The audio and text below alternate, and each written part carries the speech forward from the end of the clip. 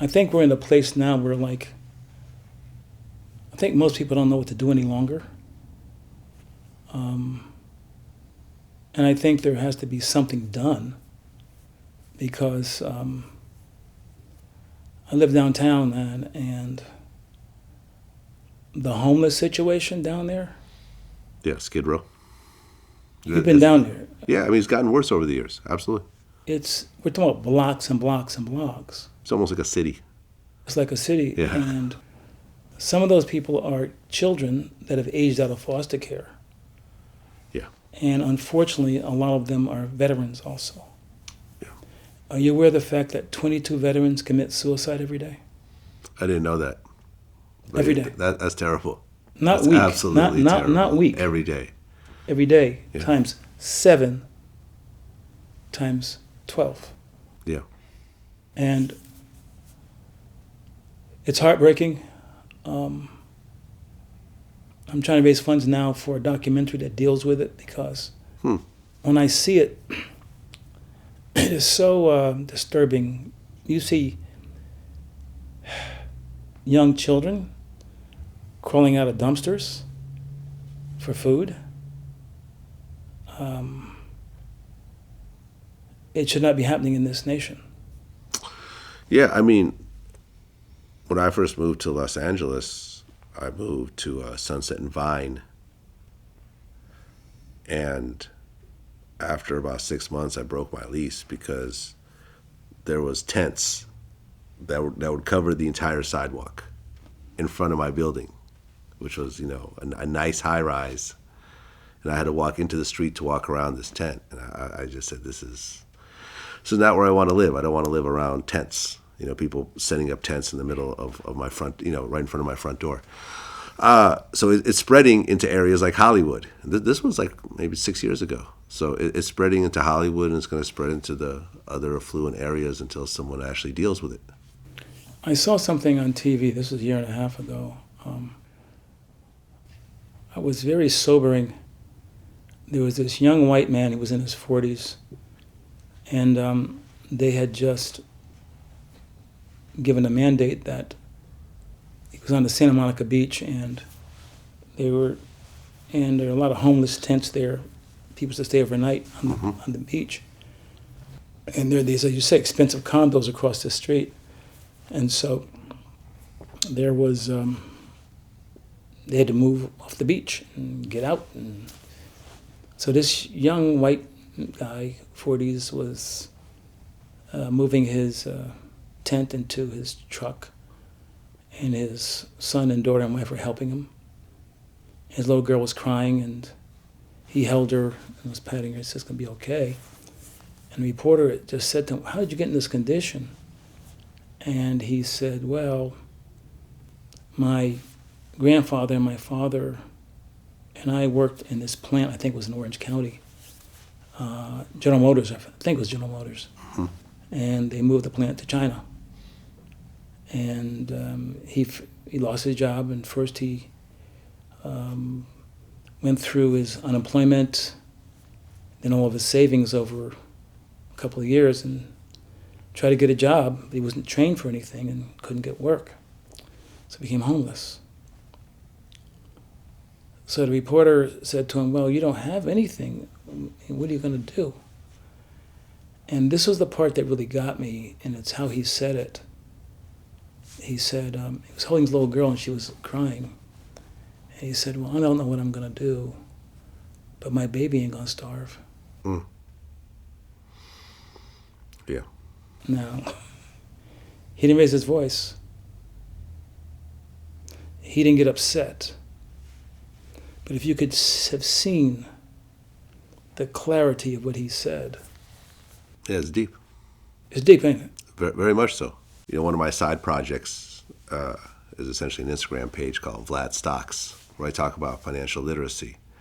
And I teach that in my foundation. Yeah, it's something that is so important. I love to see a 75-year-old man pull up in a brand new, Tesla Model X, with nice clothes on, who is financially sound. I love to see, Nipsey Hussle's family saying, "Don't start any GoFundMe pages for the family. We're fine. We threw this lavish funeral for, you know, the, for Nipsey Hussle, and he set us up financially for us to be good." Because you actually had worked with Dick Gregory. Yes, I loved him very much. Very brave. He and Hugh Hefner were great friends. Hugh Hefner gave him his first break Oh, really? at the Playboy Club in New York. The first time a black comedian ever performed before a white audience was at the Playboy Club in New York City. The first time a black comedian played in front of a white audience in New York City was Dick Gregory at Hugh Hefner's club. Yeah. Wow. That says a lot. It says a lot about Hugh and Dick. Exactly. Exactly. And what was amazing about Dick Gregory is that he made you laugh not by telling jokes, but by telling the truth. Yeah. Exactly. And sometimes you may not like what he said, but the fact that he said it cracked you up and made you think. Yeah, I was supposed to interview him. Me and him were talking on Twitter, but I had to go down to D.C. in order to do it, and I was having some scheduling issues, and then he passed. And I was so angry at myself for not taking more of an initiative to go down there and speak to him. Yeah, and to really capture that moment was such a great mind like him. Very, very sad. Very sad. Had you ever crossed paths with Michael Jackson? Never met Michael Jackson. No. No. Have you seen Leaving Neverland? I haven't seen it. I haven't seen it, but you've heard about. I've heard about it. What is your take? Because I've had very, very different takes, and the closest thing that I've ever come to someone who's really dealt with Michael Jackson was Eddie Griffin, who was friends with him, who actually went with him to his trial and stuff like that. He felt that there is a systematic effort to destroy every black male entertainer's image. They want us all to have an actress by a name. Kobe raped a white woman in Colorado. Dr. Cosby raped 37 bitches and is still counting. Nobody leaves this business clean. Michael Jackson fucked little white children. Michael Jordan. Michael Jordan gambled. From your point of view, what do you think? Based on everything you know and all the people that have been dealing with him in various ways, because after 40 years, I'm sure that there was overlap. Well, it's, I hear what this film is about. So I'm not saying it's not relevant, but I also know people that knew Michael very well, who stayed in his home, who visited the ranch at all times, and they are saying that these things never happened. Mm-hmm.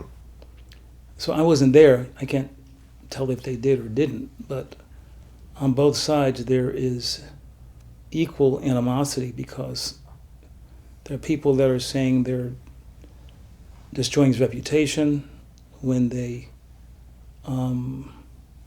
originally said he did nothing to them. And now they're saying he did, so. And they're filing lawsuits along with that. Yes. But then the family's filing a counter lawsuit, I think, probably. Yeah. So. And I think they're making their own documentary. We're in a very interesting time where a documentary becomes, it starts affecting the laws. Like you see the R. Kelly situation. Surviving R. Kelly comes out, and now there's a bunch of new charges. Just like that. With the Michael Jackson situation, money's definitely involved in all of these situations. I'd heard the settlements that Michael was giving while he was alive were in the tens of millions. And we'll never know. the man has been dead for like a decade at this point, and it's just stories at this point from various sides. And but one thing you can't take away is that he was the greatest entertainer of all time. He was a genius. He inspired many people. Yeah. I really didn't know anything about his personal life, but I haven't seen the movie, so I can't speak on the young men or anything. Yeah. But we're living in some extremely interesting times, and I just hope the truth comes out, and that we're able to understand what this is totally about. Yeah. But I think the jury's still out. Yeah, I agree.